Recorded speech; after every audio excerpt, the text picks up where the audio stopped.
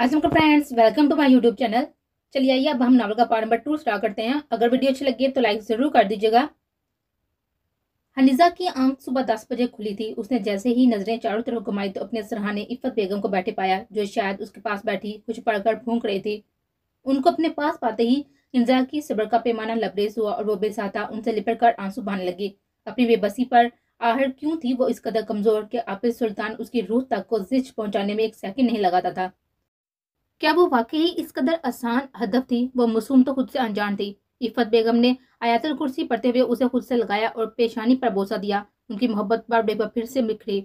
मेरी जान, मेरी गुड़िया, क्या हुआ है? आपने क्यों पढ़ाई को इस कदर सवार कर लिया है खुद पर? मैं हूं ना, खुद अपनी बेटी को बेस्ट तैयारी करवाऊंगी। और तुम्हें पता है, तुम्हारे आपस में भी टॉपर रह चुके हैं। वो तुम्हारी मदद करेगा मेरी जिंदगी पर। खुद को और हमें यूं तकलीफ ना दो मेरी बच्ची।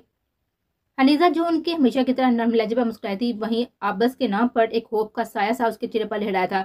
ये पल को पूरा वजूद कब कपा उठा था। वो फौरन से इफ़त बेगम से दूर होती हुई वाशरूम में बंद हो गई थी। इफ़त बेगम उसके अचानक रद्दअमल पर बौखला गई थी और फौरन से आवाज़ें देने लगी। हनी गुड़िया, तुम ठीक हो? जबकि हनीजा की लजती आवाज़ ने कुछ पुरसुकून किया। जी मम्मा, मैं ठीक हूँ। आवाज़ में हदजा नमी घुली हुई थी, जो इफ़त बेगम वाश बेसिन पर चलते टैप की वजह से ना सुन सकी और उसके लिए जल्दी से नाश्ता बनाने चली गई। हनीजा मिकाल वाशरूम पर झुकी हुई अपना कमलाया सा रूप देखने लगी।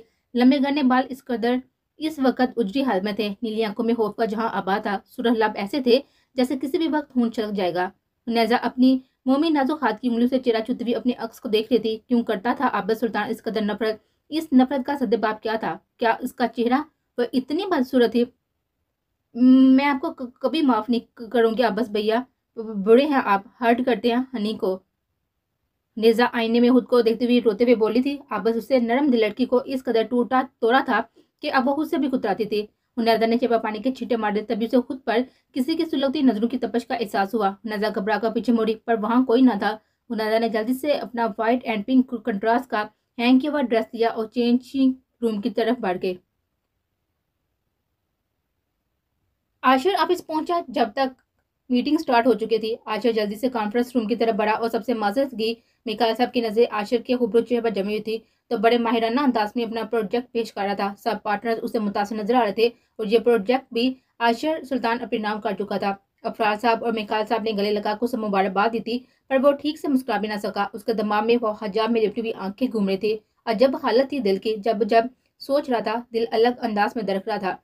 हजाब की खूबसूरती औरत को हर मर्द की नजर में वो मुकाम दिलाती है जिसकी वो असल हकदार होती है। वही खूबसूरती मर्द को सिर्फ ताल्लुक बनाने पर नहीं, हलाल ताल्लुक बनाने पर उकसाती है। शिफा साहब जब रूम में आए तो नूर उनको देखकर मुस्कुराए। शिफा साहब ने आंखों में आई नमी को पर्दे खेलते हुए उसके पास बैठे और उसके हाथ पर बोसा दिया। नूरलैन, आपको पता है आप बाबा का गुरूर हो है, वो धड़कन है जिसके धड़कने से आपके बाबा जिंदा है मेरी जिंदगी। अपना ख्याल रखें आप। वो थोड़े हवा लहजे में नूर से बोले तो उनकी मोहब्बत पर सरशार से मुस्कुराई। बाबा जानी, मेरे हीरो ऐसे सैड ना हो। यू नो कि आपकी हीरोइन आज मेरा कत्ल कर देगी। मुझे बचाने की बजाय आप मुझसे हफा हो रहे हैं। नूर उनका मूड बहाल करने के लिए बोली तो वह सर हरनफी में हिला गए। वही तो थी जो मुश्किल से मुश्किल हालात में अभी अपने बाप को मुस्कुराने पर मजबूर कर देते थे। मैं लाडली अपने बाबा की, यानी वो इश्क है मेरा। मैं जान हूँ अपने बाबा की, यानी वो जिंदगी है मेरी। मैं अक्स हूँ अपने बाबा का, यानी वो रोशनी है मेरी। कुछ देर बाद नूर को डिस्चार्ज कर दिया गया था। शुक्र था कि ज्यादा चोटें नहीं आई थी। वो शफात साहब के साथ बैठी आज अपने रब की शुक्रगुजार थी जिसने इतने चाहने वाले वालिदैन अता किए, जिनकी छांव उसे घने दरख्त की मानद खुद पर महसूस होती थी। हुनैजा फ्रेश होकर बाहर निकली, अपने गिले बाल तौलिए से आजाद किए। पिंक फ्रॉक, व्हाइट चूड़ीदार पजामे में वो इस वक्त वो महकता हुआ गुलाब से लग रही थी। उसके वजूद की दिलफरेब महक नम बालों से गिरती हुई पानी की बूंदे एक अलग ही समा बांध रही थी। हुनैजा ने कोफर से ब्रश हाथ में पकड़े अपने बालों को देखा जो इससे सुलझते ही नहीं थे। उसे रोना आया। गंदे हो क्यों ठीक नहीं होते? मैं आशू भाई को बोलूंगी कि वो कट कर देंगे तुम्हें।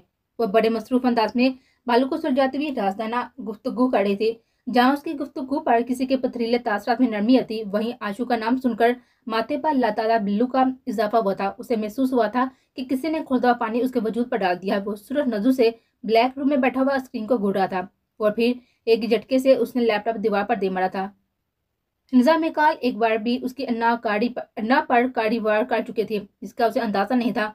حمزہ کی جدوجہد بالو سے جاری تھی جب اس اپنے پیچھے 8 محسوس سڑک کو پیچھے مڑی اور اپنے بالکل سامنے کھڑے عابد سلطان کو دیکھ کر اس کی آنکھیں پھٹنے کے قریب تھی۔ جسم کھڑے کھڑے کانپنے لگا تھا۔ وہ پلکیں بار بار چپکاتی ہوئی اپنی اوشن نیلی آنکھوں سے اس کی سرد ہیزل گرین آنکھوں میں دیکھ رہی تھی، پر ایک لمحے سے زیادہ نہ دیکھ پائی۔ اس تاثر کو جس نے اس کا معصوم سا وجود لرزا دیا تھا۔ عابد قدم قدم بڑھتا ہوا اس کے قریب آنے لگا، جبکہ اس سے اپنی طرح بڑھتا ہوا دیکھ کر حمزہ کا سانس اوپر کا اوپر ہی رہ گیا تھا اور ہونٹوں پر اپنی مہروتی انگلیاں جمائے ہوئے گہرے سانس بننے لگی۔ عابد نے اسے دور جاتا دیکھ کر تمسراہانہ انداز میں لبوں کو مسکراہٹ میں ڈالا۔ کیا ہوا؟ حمزہ میں کہا۔ میرے بھائی کی باہوں میں بڑے آرام سے نیند کے مزے لوٹ رہی تھی اور مجھ سے اس قدر دوری، یہ تو نا انصافی ہے نا بابا کی ہنی۔ عابد کا لہجہ مکمل بہکا ہوا تھا، ایک جنون بے معنی سا تھا جس کی روح میں بہکتا ہوا وہ سب فراموش کر بیٹھا تھا۔ اس کی نفرت، اس کا پاگل پن، سب کچھ صرف حنیزہ مکیل سے منسوب تھا۔ اس کے جواب نہ دینے پر عابد نے آنکھیں سکڑی اور ایک جس میں اسے خود کے قریب کرتا ہوا بیڈ پر بٹھا گیا تھا۔ یہ سب ایک پل میں ہوا تھا اور حنیزہ پلکیں جھپکتے ہوئے بیڈ پر بیٹھی تھی۔ اسے محسوس ہوا کہ ہوا کا کوئی جھونکا اسے چھوا گزرا ہے۔ عابد سلطان نے اسے ایسے چھوا تھا کہ وہ محسوس تک نہ کر سکی۔ بس آنکھیں بند کیے ہوئے گہرے سانس بھرتے ہوئے اپنی موت کی دعائیں مانگنے لگی تھی۔ آنکھیں کھولو، وہ ہبت کاری کرتا ہوا لہجہ حنیزہ کے چکے چھڑا گیا۔ وہ حنیزہ میں کال آواز میں تنبیہ تھی کہ اگر میری بات نہ مانی تو انجام کی ذمہ دار خود ہوگی۔ حنیزہ نے جھٹ سے آنکھیں کھولی۔ وہ مسکرایا تھا اتنی فرمانبرداری پر، لیکن یہ مسکراہٹ زیادہ دھان تھی۔ حنیزہ بھی کچھ سمجھتی کہ اپنے بالوں میں کچھ رنگتا ہوا محسوس ہوا۔ حنیزہ نے ڈرتے ہوئے اسے نظر بچاتے ہوئے اپنے بالوں کے جنم دیکھا، جہاں دیکھ کر اس کی آنکھوں کے آگے اندھیرا چھا گیا تھا۔ جسم خوف سے تھرا اٹھا تھا۔ اس سے پہلے کہ وہ چیختی، عابد سلطان کا گلاس میں مقید ہاتھ اس کی آواز کو حلق میں قید کر گیا تھا۔ وہ روتے ہوئے ہاتھ پاؤں مارنے لگی تھی، خود کو چھڑانے لگی۔ عابد مسکراتا ہوا آنکھیں موت گیا۔ سکون تھا اب۔ یہ ان لفظوں کا خمیازہ تھا جو حنیزہ مکی نے کسی کے لیے اپنے لبوں سے آزاد کیے تھے۔ عابد اس کے بالوں سے وہ سام نکالا جو دیکھنے میں کافی خطرناک لگ رہا تھا۔ یہ سزا متحز کی تھی عابد سلطان نے حنیزہ مکال کے چند غلط الفاظوں کی۔ اس کے منہ سے نکلنے والے ایک ایک لفظ پر عابد سلطان اسے سزا دے چکا تھا۔ عابد نے سلطان کو سام کو اسے دور کیا باکس میں ڈالا اور حنیزہ کے جنم دیکھا۔ نگاہ اٹھا کر دیکھنے لگا جو بکھرتے سانسوں ٹوٹتے بکھرتے وجود سے ہچکیاں بڑھتے ہوئے بار گرتی چلی گئی تھی۔ دل میں درد اٹھا تھا، شدید درد جس کو برداشت کرتے حنیزہ مکال نے بس سے باہر تھا۔ عابد نے ایک محسوس رکھ دباتے ہوئے حنیزہ کو پیش کیا تھا اور اڑ کا دروازہ لا کرتا ہوا خود کو کوٹ سے آزاد کرتا ہوا اس کے بہت قریب بیڈ پر نیم دراز ہوتا ہوا اس کے پھول سے وجود کو اپنے سینے میں بیچ گیا تھا اور اپنے سسکتے دل کو راحت پہنچانے لگا۔ ایک سحر تھا جو وہ جکڑ سا جاتا تھا، پر حنیزہ مکال سے بے خبری وہ کسی طور پر بھی نہیں بڑھ سکتا تھا۔ عابد نے اس کے بھیگے آنسو سے تر چہرے کو دیکھتے ایک دم سے پاس پڑے ہوئے جاگ کو اپنے ہاتھ میں پکڑے ہوئے ٹیبل سے اس کے ٹکڑے کاٹ دیے تھے۔ وہ دوبارہ اپنے ڈیول روم میں آ چکا تھا جس سے کوئی واقف نہیں تھا۔ عابد نے کانچ کا ایک ٹکڑا اٹھاتے اس کے ہاتھ میں تھمایا، اپنے سینے پر شرک سکا کر وہاں اس کے ہاتھ میں تھامے ہوئے کانچ سے اسے لکھنے لگا۔ جنونی انداز تھا، درندگی کی انتہا تھی کہ اسے کوئی درد محسوس نہیں ہو رہا تھا۔ اس کی پوری شرٹ خون سے تر ہو چکی تھی، پر وہ بے خبر سا اپنا کام کرتا ہوا مطمئن تھا۔ حنیزہ کی مومی انگلیوں کو اپنے ہاتھ میں پھنسائے وہ بار بار ان انگلیوں پر اپنے سلگتے لبوں کا لمس چھوڑتا ہوا بے ہوشی کالم میں بھی حنیزہ مکال کو تڑپنے پر مجبور کر گیا تھا۔ عابد اس دل سے مسکرایا تھا اس کی بے چینی پر، یہی تو وہ چاہتا تھا کہ حنیزہ تڑپے، اس کے لمس پر درد سے سکتی رہ جائے اور دنیا سے بے حس ہوتا ہوا اسے خود میں قید کر جائے۔ سکون کیا ہے؟ تمہارا میرے ساتھ ہونا۔ قرار کیا ہے؟ تمہارا مجھ سے بات کرنا۔ تسکین کیا ہے؟ تمہارا مجھے جانا کہنا۔ اطمینان کیا ہے؟ تمہارا ہمیشہ میرا رہنا۔ حنیزہ کے کان میں سرگوشیاں کرتے ہوئے عابد سلطان اب بدل چکا تھا، جو حنیزہ مکال کے جادو میں بہک جانا چاہتا تھا، پر اس میں کوئی محبت نہ تھی، کوئی چاہت نہ تھا، کچھ تھا تو طلب تھی، جنون تھا، وحشتیں تھی۔ وہ بہکتی روح میں اس کی خوشبو خود میں اتارتا ہوا مدہوش تھا، اس کا وحشی پن ختم ہو گیا تھا۔ کچھ تو تھا جو حنیزہ مکال کے جنم کھینچتا تھا، اس کے چہرے پر چھائی ہوئی معصومیت اسے دل ربائی کرنے پر مجبور کرتی تھی۔ نورالعین جیسے ہی گھر میں داخل ہوئی اسے سامنے دیکھ کر حلق تک کڑوا ہوا تھا۔ نورالعین کو شدید نفرت تھی اس شخص سے جو اس وقت اس کے ماں کے پاس بیٹھا مسکراتے ہوئے نہ جانے کون سے راز و نیاز میں مصروف تھا۔ نور، ارے تم وہاں پہ کیوں کھڑی ہو نا، آؤ نا۔ ارشمان اسے وہیں پہ کھڑا دیکھ کر آگے بڑھا تھا، پر سر پر پٹی دیکھتا ہوا وہ ایک دم ہرایا تھا۔ اے نور، یہ کیا ہوا ہے سر پر؟ ہاں تم ٹھیک تو ہو نا؟ وہ اپنے لہجے کو حد المقدار نرم کرتے ہوئے بولا جو اس وقت ناممکنات میں سے تھا۔ ارشمان شفاعت صاحب کے کزن کا بیٹا تھا جو اپنے باپ کا بزنس سنبھالتا ایک بھرپور نوجوان تھا۔ ارشمان کو پتہ ہی نہ چلا کہ کب چھوٹی سی نورالعین اس کے دل میں جگہ بنا گئی تھی۔ وہ اسے پسند کرنے لگا تھا، مگر اب بات صرف پسند تک محدود نہیں رہی تھی بلکہ اس سے بہت ہی آگے نکل چکی تھی۔ ارشمان اسے اپنی زندگی میں شامل کرنے کا سوچ چکا تھا۔ شفاعت صاحب کا اس کا نورالعین کی طرف جھکاؤ بخوبی واقف تھے، کیونکہ हशमत दुरानी बातों बातों में कई बार नूर का हाथ अरशमान के लिए मांग चुके थे, पर शफात साहब हर बार ये कहकर इनकार कर देते कि नूर अभी पढ़ना चाहती है। अरशमान ने जब ये बात सुनी तो वह सरशार हुआ कि चलो कम से कम इनकार तो नहीं हुआ, नूरलैन उसी की है। नूरलैन की सादगी अरशमान दुरानी की कमजोरी बन गई थी, जिसके आगे उसे अब हर चीज बीच नजर आती थी।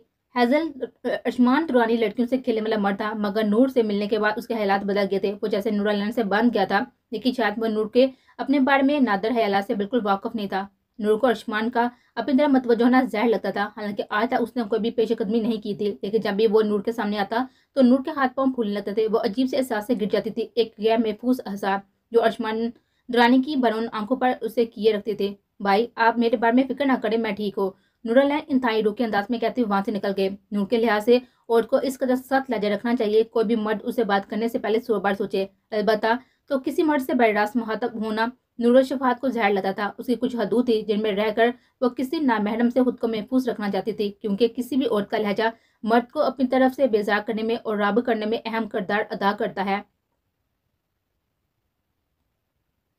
जहर से भी ज्यादा जहरीली शाह होती है मोहब्बत इस कदर के जिसकी काट मौत के सिवा कोई नहीं कर पाता।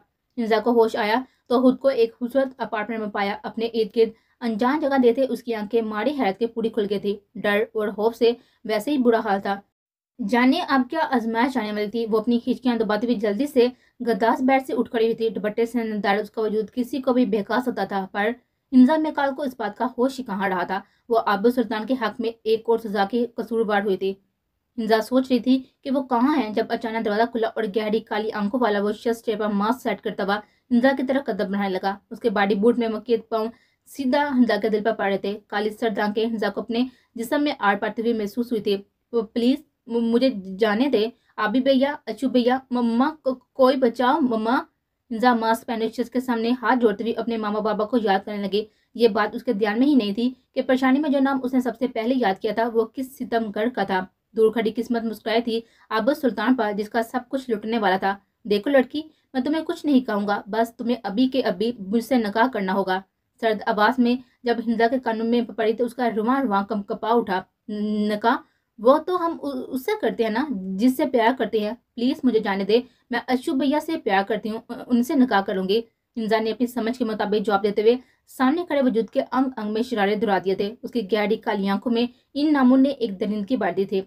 सुरख व सफेद चेहरा, सुरख कपकपाते लब, सुजवी आंखों से बहते हुए आंसू। बिखरे हुलिये में वह सामने मौजूद शख्स को कोई पागल ही लगी, पर असल पागल कौन था ये तो उसकी आंखों से जाहिर था।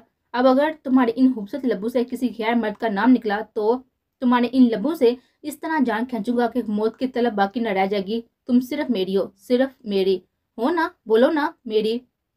हिंजा के चेहरे पर अपना चाकू फेरते हुए उसके लबों पर रखता हुआ हिंजा की जान आधी कर गया था। हिंजा के जवाब न देने पर उसे चाकू का दबाव लबों पर बढ़ाया तो हिंजा के लबों से मदम से चीख निकले।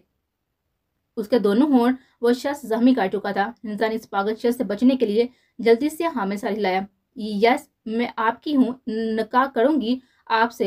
हिंजा ने अपनी जान बचाने की खातिर जो लफ्ज लबों से अदा किए थे उन पर सामने वाला दिलो जान से उन पर नसार हुआ था और अंगूठे से उसके लबों से बहते खून के कतरों को चूमता हुआ खुद में जज्ब कर गया।